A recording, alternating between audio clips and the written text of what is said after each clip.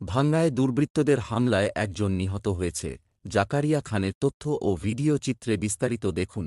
ফরিদপুরের ভাঙ্গা উপজেলার আজিমনগর ইউনিয়নের থানমাত্তা গ্রামে ইয়াসিন খালাসি নামে এক যুবককে ডেকে নিয়ে কুপিয়ে হত্যা করেছে দুর্বৃত্তরা।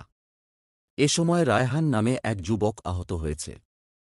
শনিবার ১০ মে রাত ১০টার সময় উপজেলার আজিমনগর ইউনিয়নের থানমাত্তা গ্রামে এ ঘটনা ঘটে। নিহত ইয়াসিন খালাসি থানমাত্তা গ্রামের জাহাঙ্গীর খালাসির ছেলে। আহত হলেন একই গ্রামের ফকু শেখের ছেলে রায়হান শেখ।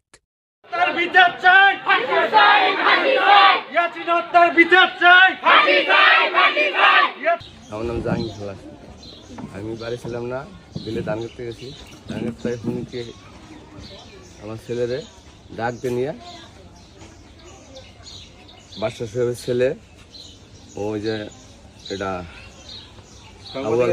আউয়ালের ছেলে, নুহুর ছেলে স্বপন, তারপর হইল আলমগীর ছেলে আলমগীর, তারপরে আতিয়ার মতিয়া, আর হইল বাদশা সাহেবের হুকুমে আমার ছেলের নিয়ে তারা নির্ভাবে হত্যা